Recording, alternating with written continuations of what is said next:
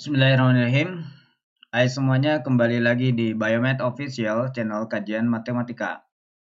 Baik, untuk kali ini kita akan membahas masih di bab transformasi Laplace. Yang akan kita kaji ini adalah sifat kelinearan dari transformasi Laplace dan inverse-nya. Ini adalah merupakan materi kuliah dari persamaan diferensial biasa. Baik, kita langsung saja ke materinya. Ya, mengenai kelinearan dari transformasi Laplace. Nah, untuk suatu kombinasi linier dari fungsi ya, dari suatu fungsi ya ini tentu di transformasi Laplace di sebelumnya itu melibatkan integral, maka di sini kita akan melihat kombinasi linier yang melibatkan fungsi yang memuat integralnya. Nah, kita bisa menuliskan bentuk seperti ini ya. Ini ada integral 0 sampai T hingga eksponen min st. Ya, ini ft-nya fungsi yang akan ditransformasinya katakanlah di sini, tapi ini masih dalam bentuk umum ya, masih dalam bentuk apa namanya integral. Ini dikalikan dengan alfa ft ditambah dengan beta gt diintegralkannya terhadap t di sini. Itu kita bisa menulis ya sesuai dengan sifat integral ya di bab kalkulus mungkin sudah dibahas tentang integral. Ini kita bisa menuliskan bentuk seperti ini. Ini alfa bisa dikeluarkan karena dia konstanta. Kemudian ft-nya ini dikali dengan eksponen min st di sini ya. Bisa dipisahkan ya. Ditambah dengan betanya juga bisa dikeluarkan karena apa? Karena dia adalah suatu konstanta. Kemudian gt-nya dikalikan dengan eksponen st ini bisa terpisah dengan ft yang ada di sini ya. Ini namanya sifat linier ya, kombinasinya makanya kombinasinya disebut sebagai kombinasi linier di sini.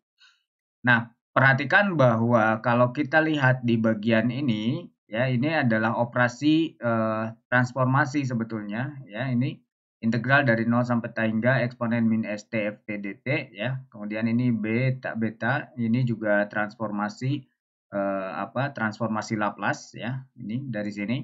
Maka karena kita sudah melihat bentuk yang dari integral seperti ini, akibatnya kita punya notasi bahwa kalau, nah ini yang ini kalau kita laplaskan suatu fungsi dari alfa ft ditambah dengan beta gt yang ini ya, alfa ft ditambah dengan beta gt kan. Nah ini artinya kita punya transformasi linier dari sini. Perhatikan bahwa kita punya alfa, kemudian yang ini sendiri itu adalah Laplace dari ft, kemudian yang ini betanya, dan bagian ini yang ada dalam integral ini itu adalah Laplace dari gt. Atau kalau kita tulis dalam bentuk hasil dari transformasi Laplace ini, kita akan memperoleh alfa f besar dengan yang bergantung pada s, yang tadinya ini bergantung pada t, udah ditransformasi dia menjadi bergantung pada s, kemudian ditambah dengan beta g besar yang bergantung pada s juga di situ. Ini artinya bahwa notasi atau operator dari Laplace ini dikatakan sebagai operator yang linier, maka disebut transformasinya kita sebut juga sebagai transformasi linier. Ya, jadi si Laplace ini atau transformasi Laplace ini dia bersifat linier ya. Karena kelinearannya itu kita jadi mudah pada saat menghitung ya, menghitung suatu fungsi yang akan ditransformasikan, yang akan ditransformasi Laplace-kan. Nah, ini sangat membantu ya. Misalkan kita punya mau mentransformasikan 1 plus 5t ya. Karena sifat kelinearannya itu kita mempunyai atau kita bisa menghitung satu persatu Laplace dari 1 ditambah dengan karena 5 ini konstanta, 5 dikali dengan Laplace T-nya. Dan berdasarkan materi sebelumnya bahwa Laplace 1 itu kita bisa dapatkan 1 per S ya. Kemudian Laplace T ini adalah 1 per S kuadrat. Sehingga dikali 5 menjadi 5 per S kuadrat. Nah, maka kita dapat hasil seperti ini jadinya ya. Ini dipermudah karena kita punya operator Laplace itu adalah operator yang linier sehingga kita punya pengerjaannya bisa satu persatu seperti ini. Nah, begitupun kalau kita punya misalkan Laplace dari 4 kali eksponen 5t, dikurangi dengan 10 sin 2T ya. Ini kan bisa dipecah ya. Jadi bagian ini 4 eksponen 5T kita pecah menjadi 4. Laplace dari 5 eksponen 5T, kemudian dikurangi ini, kemudian dikali ini 10-nya kita bisa keluarkan, ini Laplace dari sin 2T. Nah, ini kan bentuk-bentuk fungsi dasar yang ini yang sudah dibahas di materi sebelumnya, di video sebelumnya kita bisa dilihat di definisi dari transformasi Laplace ya. Di situ ada beberapa transformasi dari fungsi standar atau dari fungsi dasar. Ini adalah fungsi dasar, dia bentuk eksponen, berarti kita punya bagian ini apa? Laplace dari eksponen 5T itu adalah 1 per S min 5 kan? Dikali 4 menjadi 4 per S min 5. Ini dikurangi. Kemudian yang ini Laplace dari sin 2T. Ingat bahwa bentuk sin itu saya tulis di bagian ini untuk mengingat kembali bahwa kalau kita punya Laplace sin KT ya, sin KT di sini jadi nggak bagus ya. Bentar. Oke. Ini sin KT ya. Laplace dari sin KT itu kita punya apa? Kita punya di sini adalah K-nya karena ini sin berarti K dibagi dengan S kuadrat plus K kuadrat gitu kan. Nah, artinya kalau Laplace sin 2T berarti Laplace dari sin 2T kita memperoleh bentuk 2 per S kuadrat ditambah dengan K kuadratnya berarti 4. Nah, maka dari situ kita memperoleh ini dikali dengan 10 sehingga kita punya 20 per S kuadrat plus 4. Nah, ini untuk bagian yang melibatkan fungsi dasarnya adalah fungsi yang akan ditransformasinya adalah fungsi sinus dan fungsi eksponensial. Atau kita punya juga bentuk yang seperti ini misalkan Laplace dari 20 eksponen min 3T ditambah 7T min 9 ya. Ini karena sifat kelinearannya kita bisa menuliskan atau bisa mengoperasikan satu persatu. Ini 20-nya karena konstanta bisa kita keluarkan 20 Laplace dari eksponen min 3T. Kemudian ditambah dengan 7 Laplace dari T dikurangi dengan 9 Laplace 1.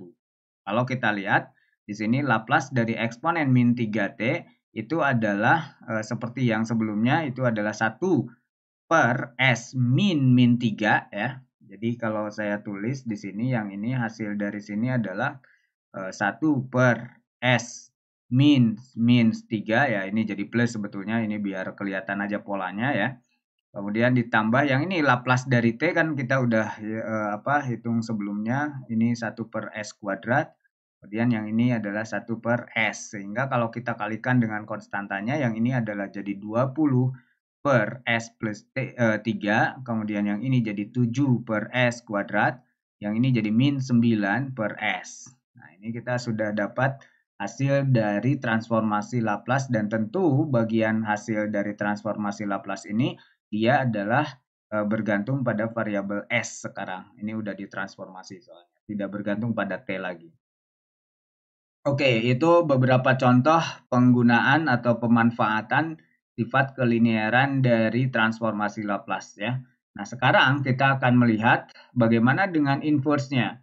Ya, apakah inverse-nya juga ikut linear ya karena dari awal transformasinya itu adalah transformasi Laplace-nya itu adalah transformasi linear, maka inverse dari transformasi Laplace juga kita sebut sebagai transformasi linear. Nah, akibatnya apa? Akibatnya ketika kita punya alfa dan beta, suatu konstanta, ini dia akan berlaku menjadi bentuk operasi seperti ini ya, karena Laplace inverse-nya tadi disebut sebagai transformasi linear, operator linear, maka kita punya di sini Laplace inverse alpha Fs, ini yang sudah ditransformasi Laplace ya, beta Gs, juga ini G-nya adalah transformasi Laplace dari G kecil, T.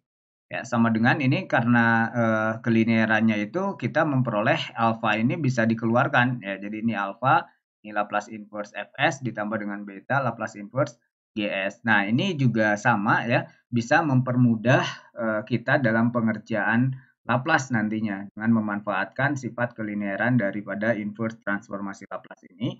Kita akan mudah mengerjakan bentuk-bentuk fungsi yang akan di inverse transformasi Laplace inverse-nya dengan ya sederhana jadinya nanti dikerjakan satu persatu. Nah, CFS dan GS-nya tadi kita udah sebut bahwa dia adalah transformasi dari fungsi ft dan gt ya. Oke. Nah, sekarang kita lihat contohnya ya. Contoh, ini kita manfaatkan kelinieran daripada inverse transformasi Laplace ya. Kalau kita diminta untuk menghitung inverse Laplace dari min 2s plus 6 dibagi dengan s kuadrat plus 4 di sini. Nah, ini pembaginya kebetulan ini sama ya. Jadi kita bisa pecah ini ya. Kita bisa pecah menjadi dua suku ya. Ini jadi min 2s per s kuadrat plus 4 kemudian ditambah dengan 6 per s kuadrat plus 4. Jadinya kita bisa punya bentuk seperti ini kan jadinya ya. Ini kita bisa pecah min 2s. Jadi dari sini karena penyebutnya sama ya, denumeratornya sama, di sini 6 per s kuadrat plus 4 ya. Jadinya, nah perhatikan karena sifat kelinierannya itu ya, kalau tadi ini kan kita belum memanfaatkan sifat kelinieran. Nah, sekarang karena kelinierannya itu min 2 ini adalah suatu konstanta, ini kita bisa pindahkan ke depan, begitupun dengan 6. 6 juga itu merupakan suatu konstanta sehingga kita punya min 2 ya. Ini S-nya dari di sini tetap, ini Laplace dari min 1 S per S kuadrat plus 4. Kemudian yang ini ya, perhatikan bahwa karena kita mau menyesuaikan, kalau yang ini kan bentuk cos ya. Kalau yang ini kita mau menyesuaikan bentuk yang ada K-nya. Di sini kan K kuadrat. Ya, K kuadrat. Berarti K-nya adalah 2 di sini ya. Nah, 2 sehingga karena di sini tadinya 6 ya. 6 kita keluarkan, di sini berarti harus ada 2, maka kita bagi aja dengan 2 sehingga nanti ini kalau 2 dibagi 2 ya tetap sama, jadi bentuk ekspresinya masih sama 6 per S kuadrat plus 4 di situ ya. Nah, tapi ini udah kelihatan polanya ya sekarang. Yang ini berarti polanya karena S dulu, berarti ini adalah bentuk dari cos. Kalau yang ini bentuknya dari sin ya, ini K dulu berarti ya di sini. Maka dari sini kita bisa lihat Laplace inverse dari sini adalah cos 2t karena K-nya adalah 2 di sini ya, 2 kuadrat. Jadi cos 2t. Begitupun yang ini K-nya adalah 2 ya. Jadi ini adalah 6 bagi 2-nya 3. Yang ini ekspresi ini adalah sin 2T-nya. Jadi ya di sini perlu sedikit manipulasi lah seperti yang di video-video sebelumnya untuk transformasi Laplace ya.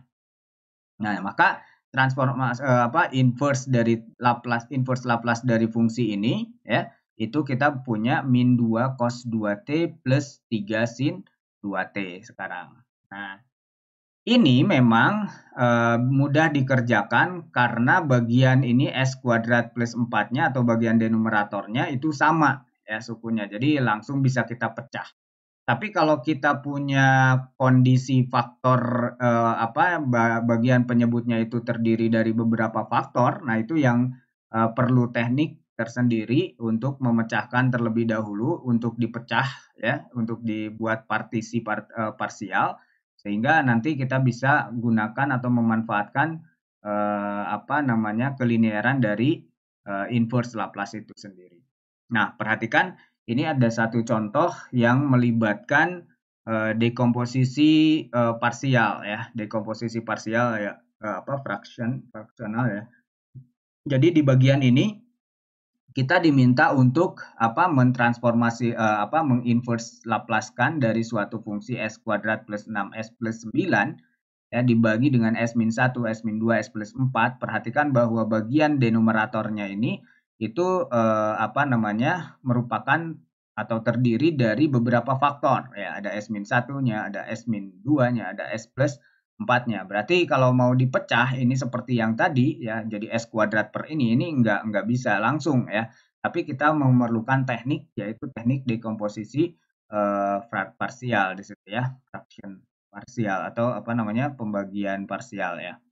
Nah, kalau kita lihat dari bentuk ini, pertama kita tulis di sini, kita pecahkan dulu ya. Kerjaan kita adalah memecahkan dulu bentuk ini ya, bahwa S kuadrat plus 6S plus 9 dibagi dengan faktor-faktor ini, itu kita bisa tulis menjadi A per S min 1 plus B per S min 2 dan C plus per S plus 4. Yang jadi pertanyaan di sini berapa A, B, dan C-nya?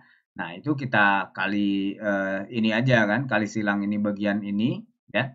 Ini ke sini kalau kita kalikan S-1, S-2, S plus 4 ke sini semua, ya ini ada tetap dibagi di S-1, maka S-1-nya jadi hilang atau kalau kita tulis jadinya seperti ini kan. Ini samakan penyebut ya, samakan penyebut menjadi S-1, S-2, S plus 4 ya, yang sama di sini. Maka yang ini kita kalikan dengan S-2, S plus 4 karena sudah ada S-1-nya itu saling membagi jadi habis, jadi artinya 1, jadi tinggal A kali dengan S-2, S plus 4. Begitupun dengan yang B, karena di bawah ini udah S-2-nya udah ada, jadi di sini tinggal apa? Kalau kita kalikan antara ini dengan B, ya, denumerator ini dengan B ya, itu kita akan memperoleh apa? B S-1 S plus 4 dan seterusnya sampai C S-1 S-2 karena S plus 4-nya ini enggak ada ya. Jadi kita punya di sini bentuk ekspresi ini sama dengan yang ini. Nah, perhatikan bahwa di sini kita memperoleh suatu persamaan S kuadrat plus 6S plus 9 sama dengan bagian ini. Numerator yang bagian ruas kiri sama dengan numerator yang ada di ruas kanan untuk memperoleh nilai A, B, dan C-nya. Nah, bagaimana cara kita memperoleh A, B, dan C-nya setelah kita punya persamaan yang seperti ini, S kuadrat plus 6S plus 9 sama dengan bla bla bla bla, ini ya, ekspresi yang ada di numerator ruas kanan ini. Nah, kita set saja, ya, kita setting S-nya sesuai dengan yang ada di fraction ini, S-1, ya, ini shortcut sebetulnya. Ya, jadi kita bisa langsung hitung sehingga yang lain ini 0. Kalau kita set S sama dengan 1 ya, S sama dengan 1, maka yang ini kan 0. Ini 0, suku yang ini juga 0. Yang ini enggak 0 ya. Jadi kita akan memperoleh A. Ya, kalau ini S-nya sama dengan 1, berarti 1 min 2 itu adalah min 1, ini 1 plus 4 itu adalah 5. Kemudian ini 1 kuadrat ditambah dengan 6 kali 1, 6. Jadi tambah 9, 9 kali berapa? 9 tambah 1 tambah 6 jadi 16. Akibatnya kita akan memperoleh 16 sama dengan A dikali min 1 dari sini ya. Karena ini saya tulis saja di sini. Ini kalau saya setting S-nya sama dengan 1 di sini ya. Kalau S-nya sama dengan 1, yang ini kan 0. Jadi suku-suku B dan C-nya 0. Tinggal ini 1 min 2 adalah min 1, 1 plus 4 adalah 5. Jadi A kali min 1 kali 5. Yang ini kalau kita set S-nya sama dengan 1 jadinya 16. Akibatnya kita akan memperoleh A sama dengan min 16 per 5 di situ. Nah, untuk yang dapat untuk memperoleh bagian B-nya sama kita lakukan bahwa B-nya di sini kan yang membuat nolnya adalah 2 ya. Berarti kita set aja S-nya sama dengan 2 ya. Sehingga nanti kita akan memperoleh bentuk yang seperti ini. Ini pada saat setting S-nya sama dengan 2 di sini. Nah, kalau 2 berarti di sini 2 kuadrat jadi 4. Ya, kemudian 6 kali 2 jadi 12. Ya, jadi 16 tambah 9 jadi 25 di situ ya. Kemudian yang ini B-nya, yang ini kan 0. Ini 0 karena S sama dengan 2, berarti di sini 0. Di C juga 0 karena ada suku ini. Nah, tinggal yang B-nya. B-nya kalau ini S sama dengan 2, berarti 2 min 1 itu adalah 1. Kemudian 2 plus 4 itu sama dengan 6. Akibatnya kita memperoleh B sama dengan 25 per 6 di situ. Nah, untuk yang C-nya berarti kita tinggal set aja S-nya sama dengan min 4 ya. Set S-nya sama dengan min 4 sehingga nanti kita memperoleh yang ini 0, di suku B ini 0, suku A juga 0, tinggal yang ini ya, yang bagian C-nya kan berarti min 4 dikurangi 1 itu adalah min 5 yang ini. Kemudian min 4 dikurangi 2 itu adalah min 6. Nah, kali C ya. Sehingga yang bagian ruas kirinya yang ini ya, ini adalah min 4 kuadrat, min 4 dikuadratkan jadi 16. Kemudian ini 6 kali min 4 ya, berarti jadi min 24 ditambah dengan 9 ya. Kalau kita lihat di sini berapa? 16 ditambah 9 itu adalah 25, kemudian 6 dikali min 4 itu adalah min 24, berarti 25 dikurangi 24 itu adalah 1.